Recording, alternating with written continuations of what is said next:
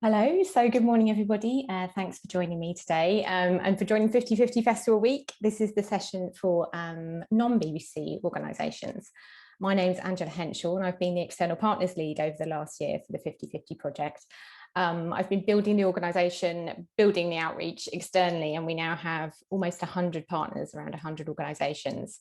The majority are still media, so we're talking all kinds of media, from public service broadcasters to private media to sort of small independent audio companies. But today we're going to talk to some of the non-media organisations, and we're moving far beyond that now. So just to get started, before I introduce you to our fantastic panel, we're going to take a little deep dive into what 50/50 has meant for everyone, but we're going to play a short video clip about how the BBC, we've been working really hard to bring new experts and new voices into our content.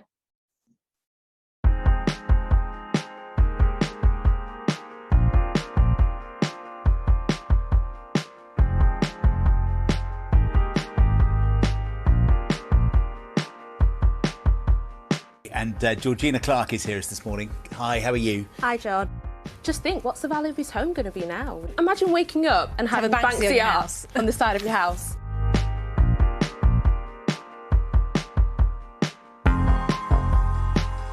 The past, the ghosts. Right now is hurting the most. Where do I go? I'm all alone. I thought my house was my home. For me, poetry was about finding my voice. And as well, and community cohesion as well, because I think words have a very strong ability to connect people and inspire people and encourage people to become more empathetic. My name is Keisha Day-Swaby. Keisha, let me set the mood. Midnight Mastermind. The mood is set. Radio 2 is yours. Let's do 3 questions on Jamaica. To Claudine Adiema, founder and CEO. Companies do need to do a lot more to make sure they're nurturing their talent, making those spaces inclusive environments and positive places to work so that they can be successful businesses. Okay, Claudine, really good to talk to you. Many, many thanks. Thank you.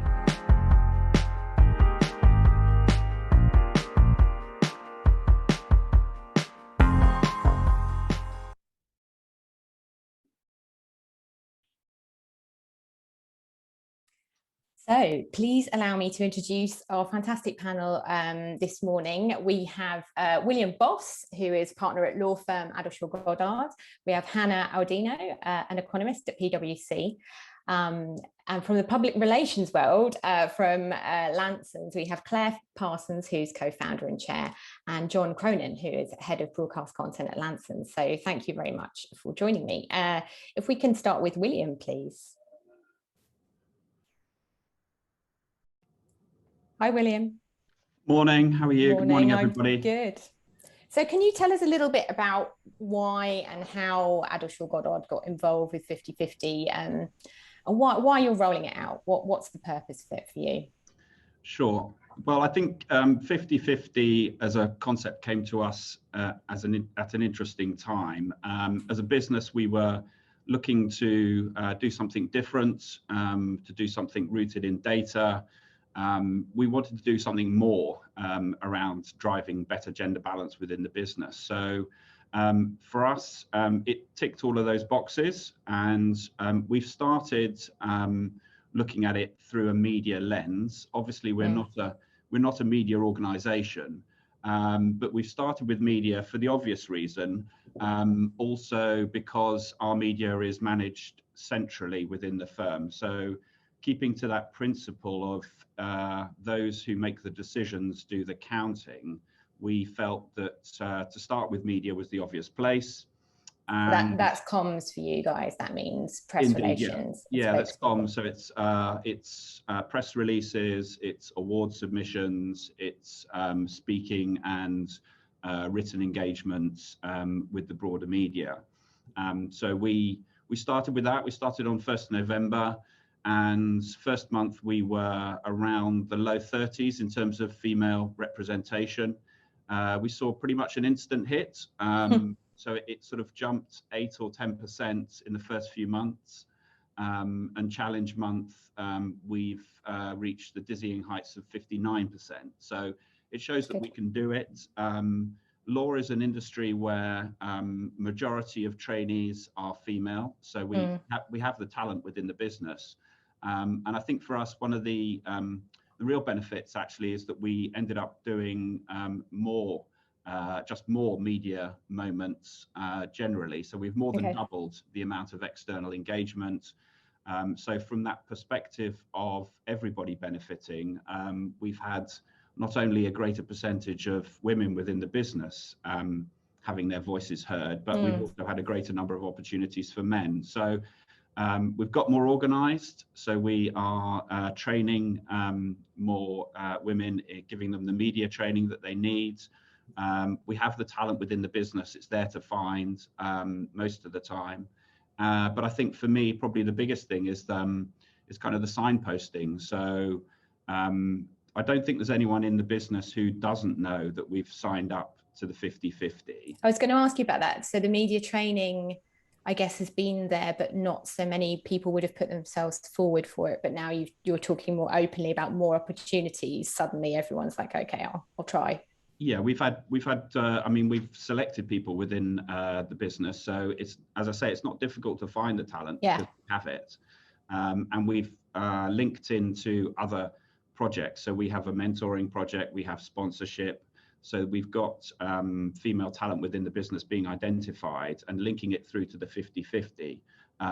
That sort of has enabled us to support them. But it's that signposting effect for me. So everybody in the business knows that we've signed up to the 50/50 project. They may not know exactly what we're doing, but they know why we're doing it. They know that it's part of an overall drive within the business. So it sort of hits that point for me. We've also started to get better at the sort of data collection. So I think in the old days, we probably didn't count media opportunities in terms of gender representation. If we did count, it might have been on a spreadsheet that somebody in an office kept somewhere. Now, we've got a very good tech part of our business, so we've engaged with them. And now when we do engage in media activity, there's a simple dashboard where you can insert you log it easily.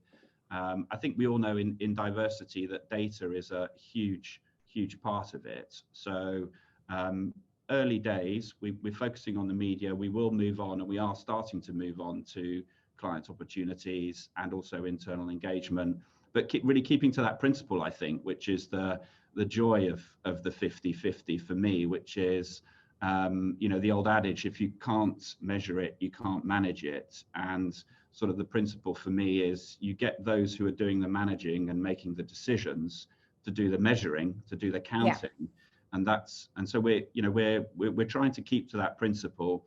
It's early days, but we've shown we can do it. It's interesting for me that a dashboard makes the difference, because you're not removing the humans at all from the process. The dashboard is just your way of collating that data, which is how it works for the BBC internal teams as well.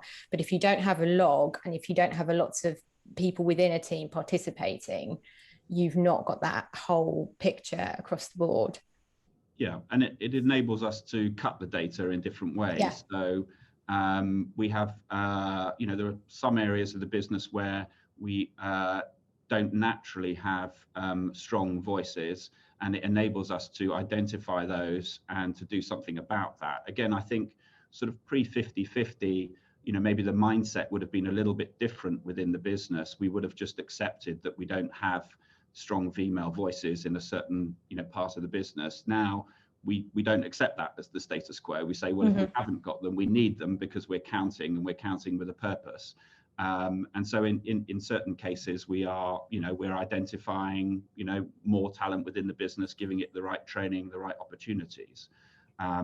It is different. We're not sort of media through and through, but we can see the real benefit in terms of, as I say, that ideology, if you like, that sits behind it around the people who do the counting, make the decisions, and that's where you get real change. So it's been a strong start, I think.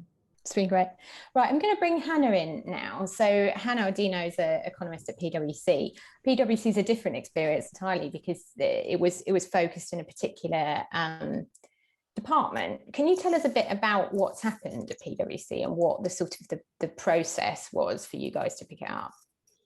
Sure, yeah. So I'm obviously speaking from an economics perspective, but I think economics was selected as the pilot in PwC because it is one of the most high-profile media-wise, but also because it's quite a male-dominated subject. And as such, our senior economists in our team are male. So there's really kind of two main benefits to really increasing our coverage, because increasingly more opportunities in the media, especially broadcast, are for female spokespeople in particular. So a real opportunity there to improve diversity and also improve the increasing amount of our coverage. So as such, we media trained several younger economists, female economists, sorry, myself included, who would not normally have been put forward for training so early on in their careers, and actively gave them the chance to do things like media coverage, commentary, and speaking to journalists as well. So from my perspective, it's been absolutely fantastic opportunity to really get involved in this sort of thing more early on in my career than I probably would have had the opportunity. Out of interest, Hannah, how much earlier is it? Would you maybe have been hanging around for kind of a few years, wait, 3, 4? Yeah, really? Yeah, okay. I think so. Probably like, one grade lower than I would really have been given the opportunity to otherwise. So yeah, really fantastic opportunity, really. And so when what was the expectation when it started at PwC? Was the expectation that you would kind of improve balance quickly, or is it a sort of a slow and steady process? Well, a couple of things contributed to it being quite sudden, really. Because your stats are really good.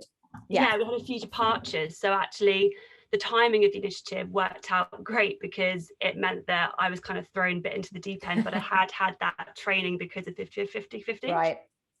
So yeah, a couple of contributing factors. Yeah, it's all worked out great, and we're increasingly getting some of our female economists more media trained, and you're really actively giving them the chance to comment on things in the media. That's great. And maybe we can have go to Lansons now, and I'll introduce kind of Claire and John. And we were talking earlier about how long Lansons has been in. I think you're one of our founding partners when we sort of started to spread this out beyond purely media businesses.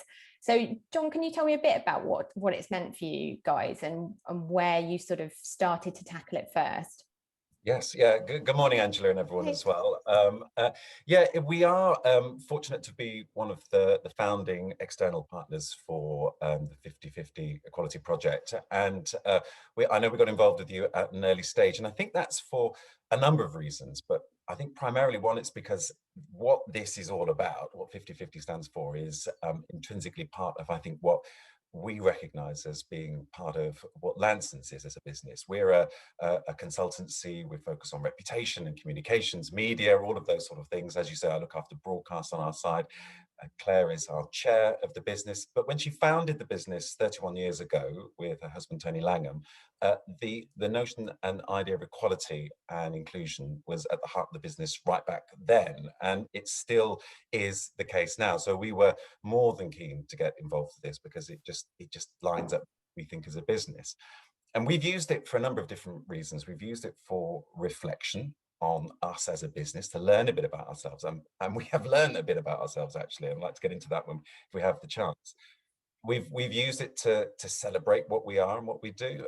And crucially, also, we've used it as a means to help the consultancy and advice that we give to clients, because we're obviously speaking to businesses that want to engage with you, with the BBC, with numerous other media outlets as well. And they need to appreciate and understand how the media landscape is changing when it comes to representation and inclusion, and that it's the right thing to do, but from a business perspective, it's also essential. They have to adapt and change if they want to be relevant for the future landscape that we're all part of shaping as well. So that, I think, has been a driving factor for us and why we feel so close to 50-50. I don't know, Claire, if there's anything else you'd add to that? As a contrast to something like William talked about in the organisation, because we have more women who are represented throughout the business in terms of share ownership, in terms of from the senior to the most junior. It's never been an issue that women can't have a voice. There isn't a glass ceiling in ours. But actually what we recognise that whilst our work demonstrated that, actually when we looked at sometimes our own panels, we found that a challenge. And so the metrics have been fantastic to shine a light for us on the things that we hadn't really looked at. Also, the big issue for us is that we often are creating panels and helping our clients on these sorts of things. And we've really recognized the old days of manels, you know, that notion of, frankly, mostly men and white men on these, of really a sign of the past. And so we do a lot of work in both purpose, diversity, inclusion, and generally with our clients on the face that they want to and should be giving out to the public. So it's in our DNA, but it's also part of our job, I think, with our clients as well, and the advice we give. Can you tell us a little bit more about the nuts and bolts of it, John? What do you count kind of daily, weekly, monthly? So for a media organisation, they would count programs, shows, kind of number of guest appearances. It's largely guests. It's largely guests and kind of expert speakers and commentators that you have in whichever pieces you're putting out. Increasingly, this is evolving. The more kind of organisations pick up 50-50. But for you guys, what do you count kind of week by week, month by month? Yeah, no, we've modelled ourselves very much on the way that the BBC counts, and in particular, I think I look at the way that the news website observes and counts what it does. And in that respect, I think that's definitely what we can reflect on and count accurately. So we look at essentially two aspects of what we do: events, which Claire's referred to as well. So that could be webinars or the events that we host at Lancet in the old days when we were allowed to mix and humans in real life. When we could all be together in the same place. It won't be too long before we're back to that, but those kind of events or webinars like this that we run, we measure that because we can control it. We're the editors in that. We can make decisions about who is appearing, who we're inviting, who we're putting up as well. So anything that we have an editorial say on. And then equally, all of our content that we produce, so that's blogs, the newsletters, the insights that we produce, anything that we are, again, editing and pushing out. And in that respect, how we write it, so who is the author, and how we illustrate it, you know, the faces and the way that we choose to illustrate what it is that we're putting out. So anything that we have an editorial control over. And we've learned a lot in that, because when it comes to events as a business, we're sort of pretty, over the last couple of years, we're pretty much 50-50. We were more female in the previous year, we're slightly more male in this most recent year. But for content, we learned a lot as a business, because we discovered in our previous year's data that the voice of the business in terms of content, so blogs and newsletters, was predominantly male. And that's in a business that is 2/3 female, nearly 2/3 female. So it was a really useful point where the data taught us something, and we've been able to draw on that and implement that data as a means of learning for the current year, and draw on it effectively as well. So our figures now are roughly 50-50 now, 51% female for content, as opposed to 49% male. And that's a direct result of the 50-50 project, because we were counting and we had a sense of what that it's just systematic. Yeah. And it's a deliberate intent. And that deliberate intent means you plan ahead for the output and the outcomes that you want as well. Whereas before it was who had the time, how could we manage it? And now we actually go deliberately to say, how are we going to reflect on our last 6 months, what do we want it to show? And I think we're doing, frankly, I think we're doing a really great job in pushing that through. And that's meant some sacrifices, as we all know, when you actually decide that you want to increase the female voice. William, I thought, was interesting, saying they've doubled the output. So everybody has a chance, but there is only so much that you can do, or you should be doing in communications terms, to put out there as well.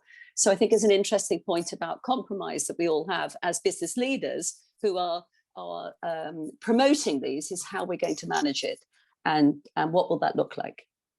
So if I can bring William and Hannah back on camera, and we can sort of talk across the sort of the different industries.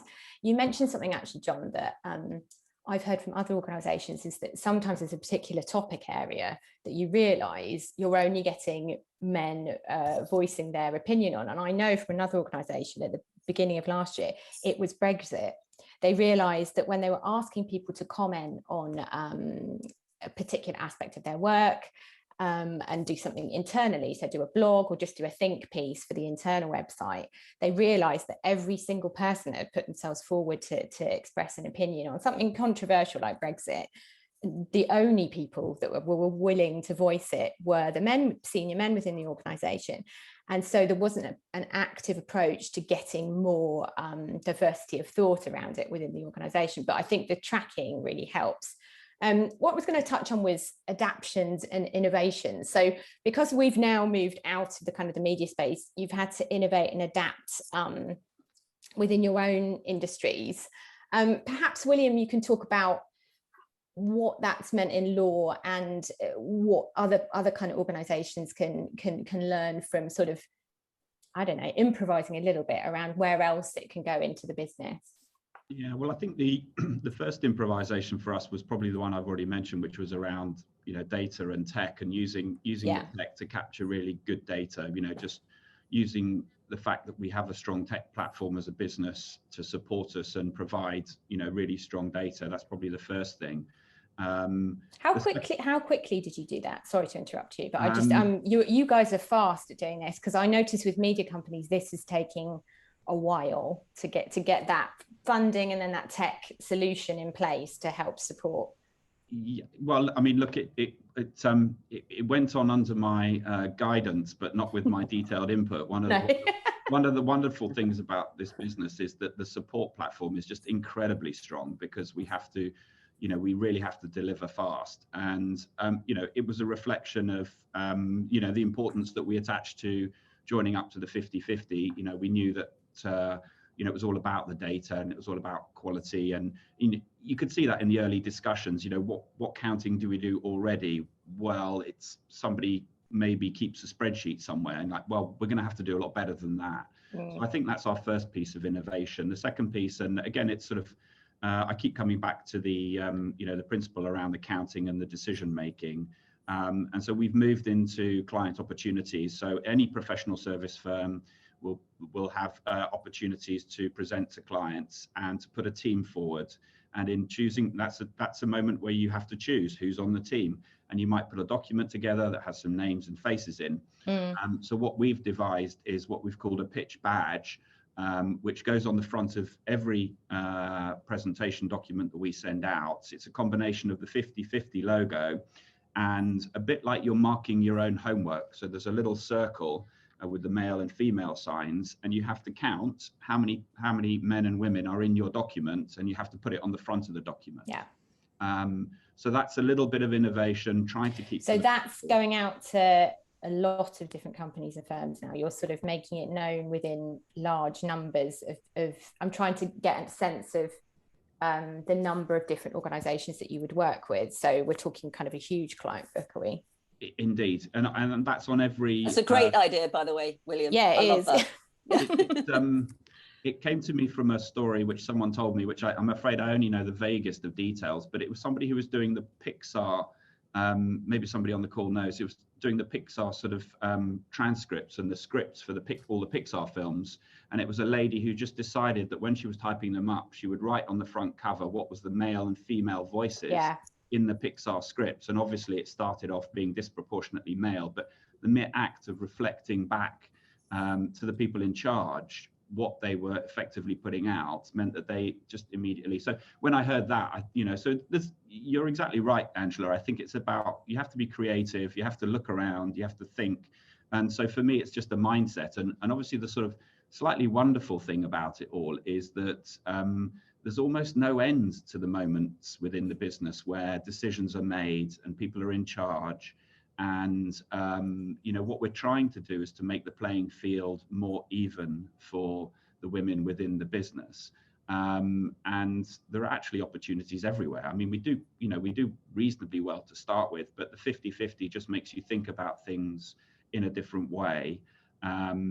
we're not media organizations, so we're not quite as cookie cutter as it sounds that you are with the BBC, with your various teams and the like. We don't have lots of different teams all sort of doing the same process but in a different area. I mean, we sort of do, but we sort of don't. So yeah, the innovation will come, I think, also through being in a vibrant business where people are keen to give you their feedback. Lawyers are opinionated. Opinionated. I was going to say, not backwards at expressing an opinion. So that's probably where you would start to come up with. I hear it from other organizations as well. It goes from kind of the process where you're sort of making notes on the back of a beer mat, or whatever, the international equivalent of the back of a beer mat, and then it just becomes more of a working group kind of process where people are going to come up with new ideas where they might be able to build it out. You were right on the Pixar story. She actually contacted us, so I would love to start talking to Pixar about what they do, and they're also looking at what they do around prominence for male characters, female characters, non-binary characters as well. So they're kind of I think in an organization that's pretty creative, it suddenly starts to create a kind of a ripple effect. I want to go back to Hannah a minute and just ask if there are things that you've learned about being involved in this that you might talk about to other people within the business, or other people that might want to learn about best practice, or things that have worked or haven't worked, or have sort of propelled it forwards for PwC. I think that the great thing has been the senior buy-in that we've had from this. So obviously our chief economist, John Hawksworth, had quite a high media profile. So the kind of the perception was, let's have him do all our commentary because he's the most, high profile person in the team. But actually recognizing that that's not necessarily, well, great for diversity, but also not actually the best way to maximize our media coverage. So once sort of the senior team was sort of bought into that, I think it's been a really easy sell, really, the initiative to get them to actively share out some of the commentary that we do, the presentations we do, and the interviews that we do. So that's been sort of like the key message, I would say, is getting that senior buy-in, and then putting females forward for all these opportunities. That's great.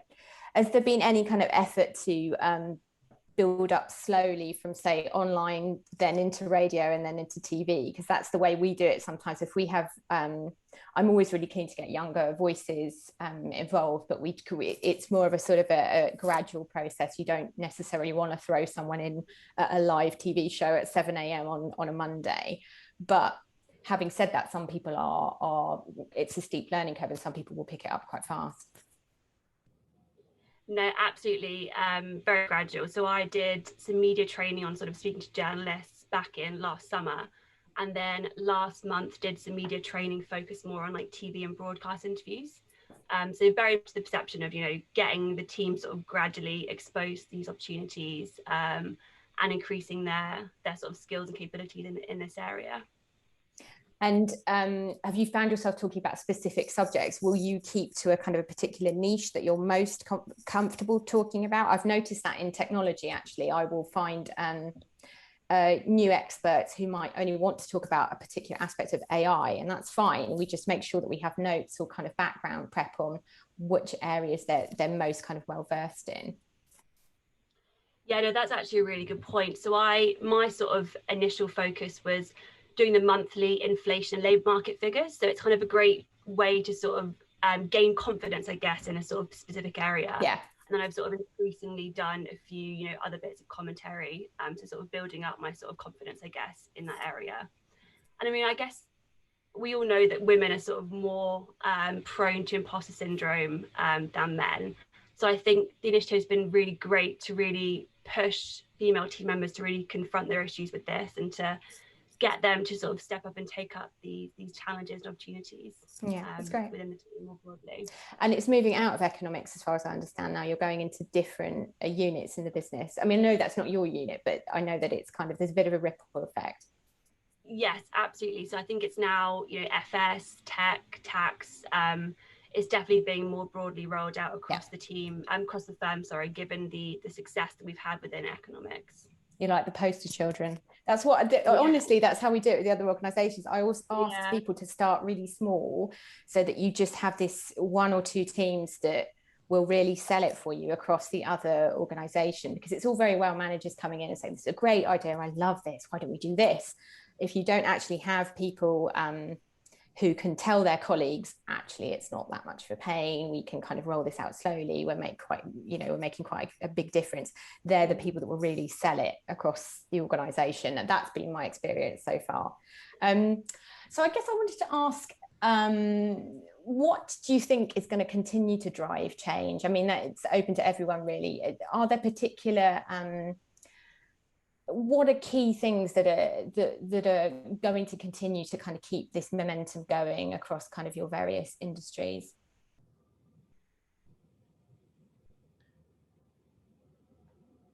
Well, I'm happy to jump in here. Claire, yeah, did you want to... No, to you, Jill.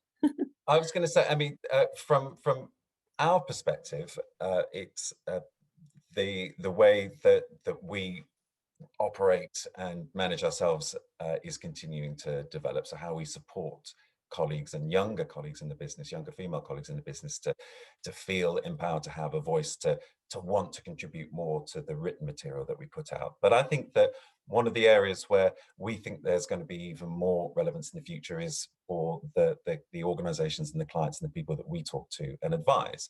So and you were mentioning the media training that you have done. We do a lot of that at Lansons as well. I actually run our media training practice. I'm an old journalist, ex-BBC, Angela, like yourself. So so I sort of bring a bit of that to it. But what we've done as a part of the way that we've evolved and innovated with 50/50 is to combine the 50/50 agenda and outlook into the media training syllabus that we produce. So I've touched on it before. When we talk to clients, we talk to them about the need to be aware of this, and more than aware of it, to be planning for it as well, because it's the right thing to do, but also because they need to do that as a business. So it becomes part of the syllabus, part of what we talk about as an organization when we're advising clients who want to get on the Today program or Wake Up to Money or the BBC News Channel and so on. And I think that's where I can see an increasing amount of focus for us in the future. We can't control that in terms of outcomes, but we can advise and try and push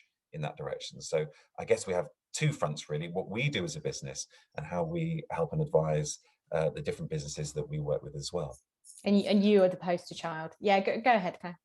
So, because I also think that this isn't in an isolation, is it? So it's doing fabulous work. But for example, we work with, I'm part of the 30% Club. Yeah. So that notion of women's representation on boards, we work with the Diversity Project. So this whole notion of the industry is trying to find ways to do the right thing, to be better representative in their businesses and to the outside world. And I think these partnerships and activity create a pressure point which come together that actually creates some proper change in organizations. Each one is fine and does great work, but together I think that's real momentum.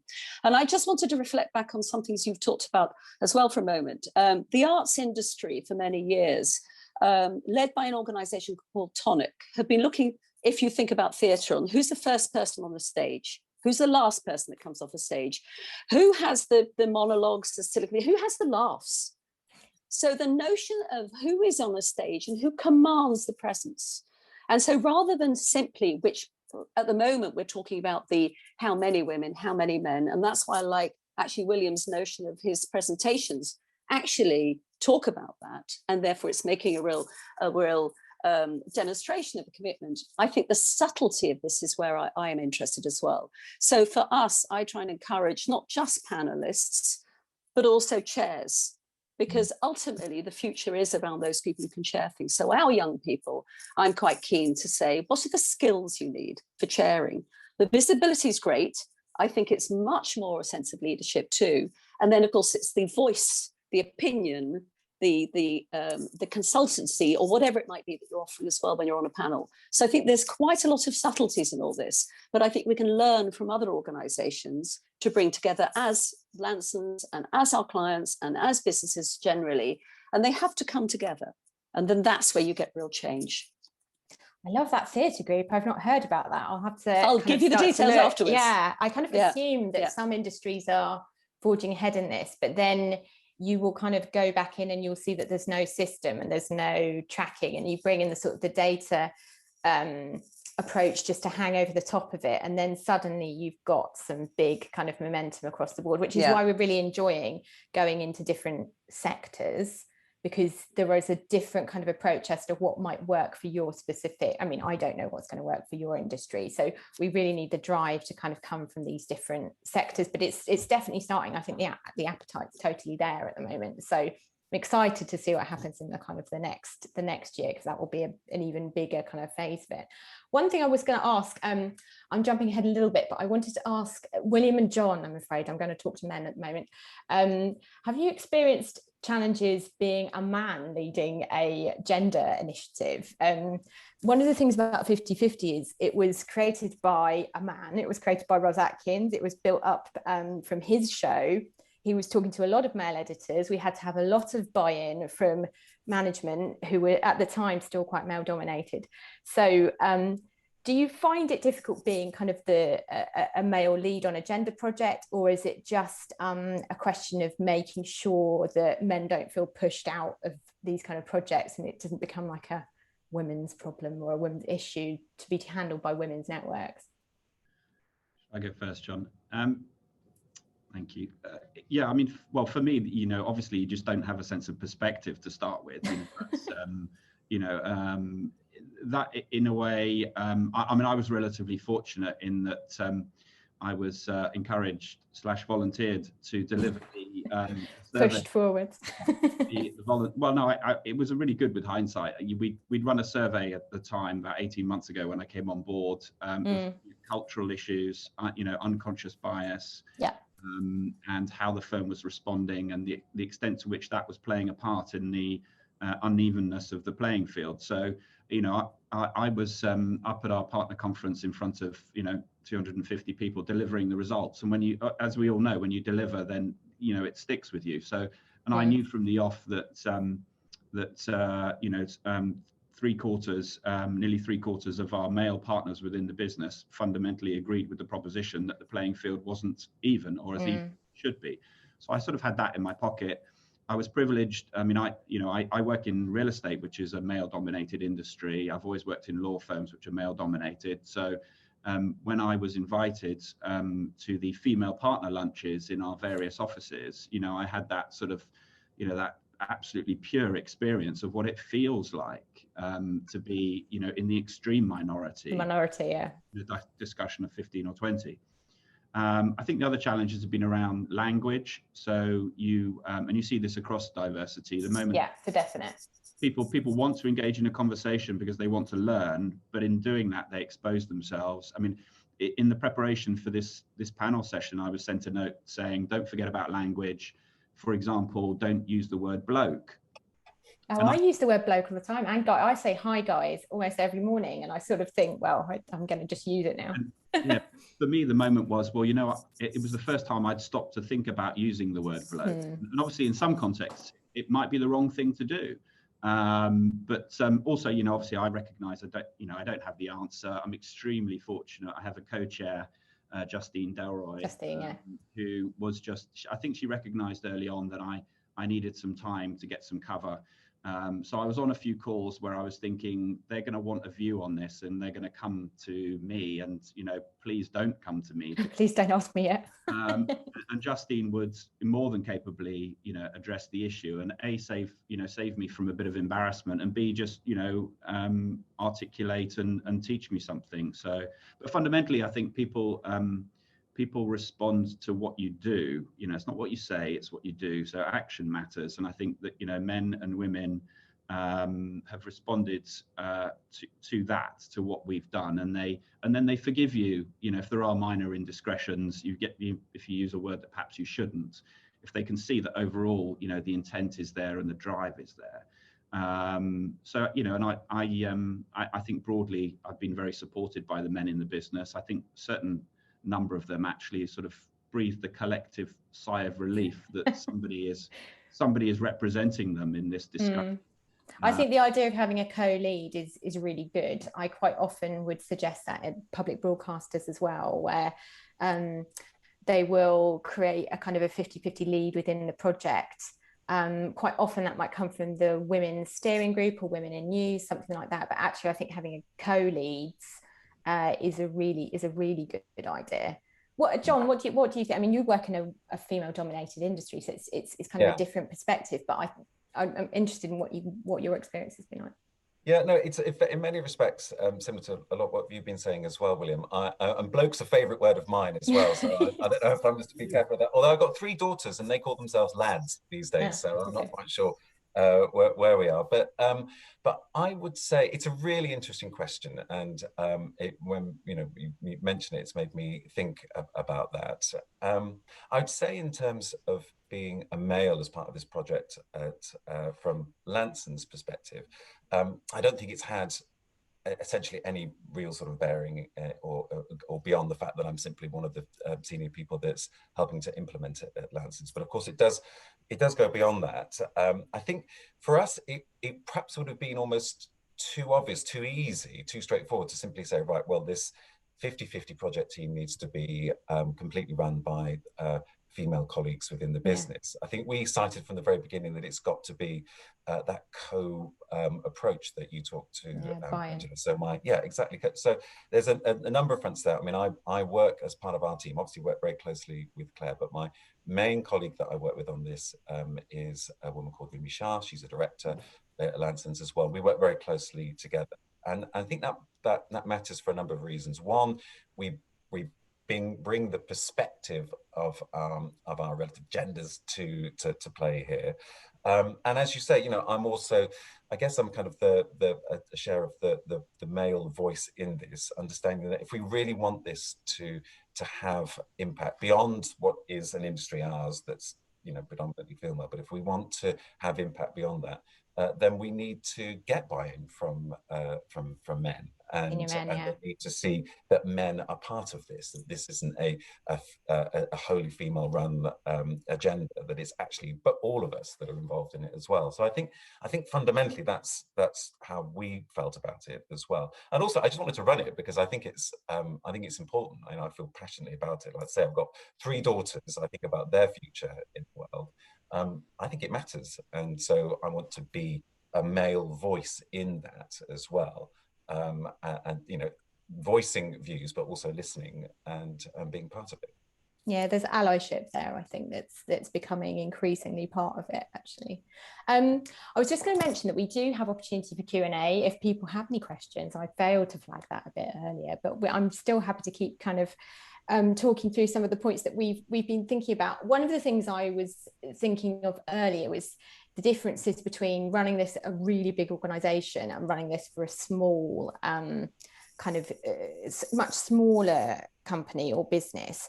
I think for a small business, perhaps you would see some of the changes fairly quickly, but equally at a large business, you might be able to run sort of multiple strands of the project. When you guys are talking to external clients, do they talk about being able to do this in to try it out in a small way first? Are they happy to do that? Because my experience has been that sometimes a large organization is either all in across all departments, we're going to do this everywhere and we're going to make it an immediate success, or then they're not going to bother, they're not going to kind of even dip their toe in the water. Is that anything that you would reflect that? So if I jump in here, it depends on the organization, obviously, but there are well-developed D&I groups in almost all organizations now, and they have champions at all levels in that.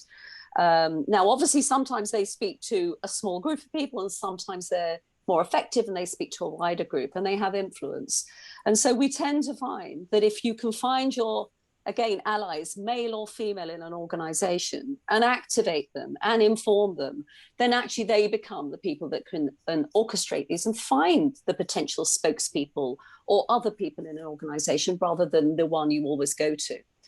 And I remember when Fiona Woolf was the first female Lord Mayor of London, at a talk that she had, she talked about the problem is of habits. With the reason we go to the same person to be a panelist, or the same person to be a spokesman, or same person to write that article, is because they've done it before. They do it quickly. It's an easier ask, and you know what you're going to get.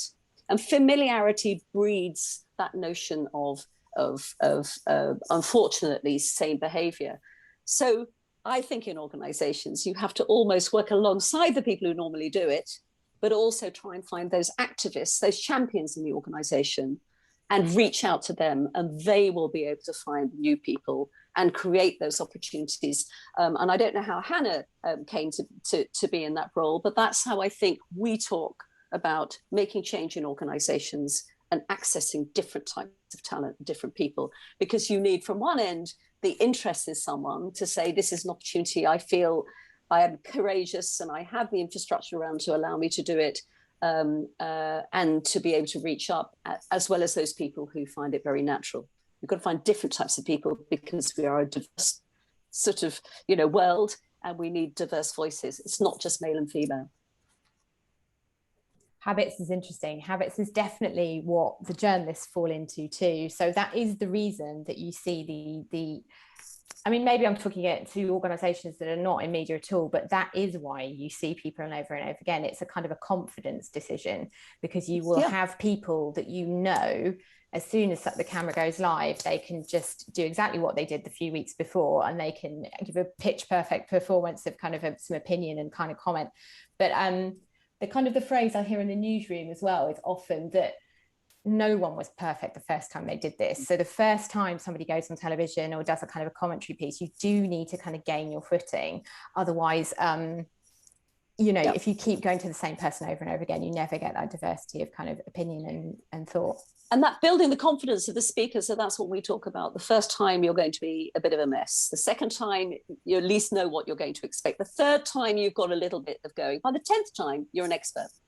And so if you try and make it in that point when nobody is an expert first off, I think that helps a little bit. And your point, I think, of saying radio first and then move on. It's how do you nurture people into it to give them the confidence as well? And the organization has got to believe in them too. And we all know in social media now, your little foibles of things that don't go right just suddenly go more broadly. And so I think the organization has to be backing the individuals when they look for new people as well, because some things will go wrong or not go as right as you hope. Yeah, it's interesting. We definitely have a process now where at the BBC, more of our presenters and more of our kind of editorial leads are willing to give feedback. So we've done some familiarisation days, and we've done more kind of input for people who do take that step to kind of do a longer piece with us. Hannah, have you experienced that, or have you had any kind of opportunity to sort of go back to people who've done interviews with you? I would say that that's an opportunity now at the BBC. I've heard it also is happening at Sky and other places as well.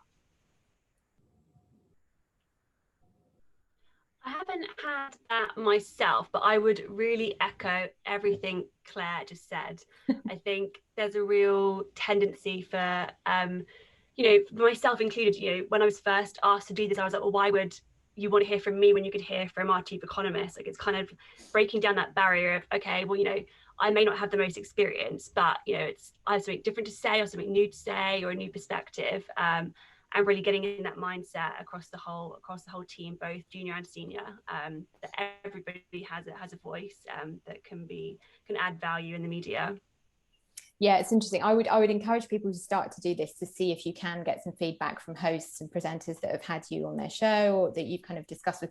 Also, that will build some rapport with the people that are kind of regularly booking you or regularly will think of you when there's a big story in your particular area. And I know at the BBC there's definitely more time for presenters to kind of come and sit down. And I know Rod does this, for example, on Outside Source. He will, if he has a new kind of person come in, he will take a bit more time to talk to them. So, you can have a look around the set if you want to. And there are no stupid questions, and people can kind of ask a bit more about what does it really involve doing this? Do I need to wear something specific? Will you have someone from makeup come in? How long do I need to take time off for? The one I often get is, do I need to book the morning off for an interview? I'm like, don't book the whole morning off. It's really not going to take that much time, and that will, cause friction with your manager. So there are questions that you can keep asking and not feel too concerned about. So we're kind of coming up to our time, and I just wanted to ask the panel really if there were sort of any parting bits of best practice or advice you might have for organisations that are starting to do this. We always have a lot that will start to talk to 50-50 about what does it really mean? Like, can I test this out? Do I have to make it super public when I start? You don't. So I guess I'd like from you each an idea of what's a good bit of advice you would have now that you've started to roll this out where you are. Shall I go? Yeah, you go. So one is, I think, step up, the moment is yours. Get on with it. The old regime now isn't actually what's going to sort of constrain us. We can be anything we want to. The organizations want us to be. So I think if there's anyone out there who wants to make a difference, the moment is now. And I think that's across the board. So I think there is a moment of change, and that's empowering. And I also think on the other side, I'm afraid there used to be people who on radio and TV who we'd say to our clients to be really careful, they'll stitch you up. And I think now you're much more open to new voices. You are nurturing and you help them in a way that actually it is then a meeting of both sides. So the individual can feel confident, and I think you want to seek the best of them as well. And I think that's makes me feel this is a great time for organizations to do it, to empower. Yeah, that's good. Yeah, I'd agree. I totally agree. Yeah, maybe I'll just add very briefly to that. Sorry, just from the Lanson's perspective, that be prepared to sort of learn a little bit about yourself as well. The figures, if you implement them properly. Your company, and yes, embrace it. Exactly, because you may have a sense of what you are as an organisation, and the figures will possibly back that, but it may also teach you something else as well. I think that's very empowering as well, because I think you can use that data and you can use that positively. So I think be prepared for that and to use it as well. Yeah, I totally echo that. I think you've got to embrace that first month and just look at where you are currently without, kind of hiding away from what you're doing kind of day by day. Yeah, and that's your starting point. William? So, yeah, well, I echo both people have said. For me, the obvious one, which is you don't need to be a media organisation to benefit from it. And then a sort of follow on from that is two things really. One, you stick to the principle that look around your organisation, look at how the opportunities are dished out, and then work out how you can get the people who are dishing out those opportunities to start counting and how they operate in teams, apply it from that perspective. And, the massive upside is, as a business, you bring the BBC brand into the business. That's something that people are excited about, not being a media organisation. We don't rub shoulders all day, every day. So we hold the BBC in extremely high regard. Why wouldn't we?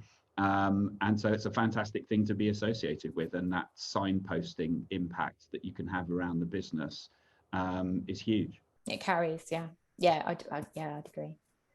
Hannah? I think one final thing from me is just about how to really embed it within the team and what you usually do. So, and that's all about data. Yeah. So we now monthly report on our 50-50 stats, and that gets reported to the board and just more widely across our team and across the firm. And that is really helping to move it from it being a pilot initiative to really being a fundamental part of our day-to-day media operations these days. That's what makes it work, and that's exactly what happened at the BBC. It went from being, oh, this is a new thing, we'll try it out, we'll see if it works, until it became just workflow day by day. Nobody even really notices so much that they're doing it anymore. It's just part of what you're expected to do in your job every day. That's just part of the deal. Fantastic. Thank you so much, everybody. It's been really interesting for me and hopefully for everybody else to find out about what these pretty diverse businesses are doing and taking this approach further. And as I mentioned, I think this year is going to be really interesting for the project, because we'll take it 50-50 far beyond where it's been so far. And the report on Thursday will kind of show how well we've all done, and you guys have all done this year by joining up and letting us know how your results were for March. So thank you once again. And if anybody else who is on the call who wants to get involved, please do drop us a line. The 50/50 project is always keen to hear from new organisations and happy to chat to you. So thank you very much, everybody. Goodbye.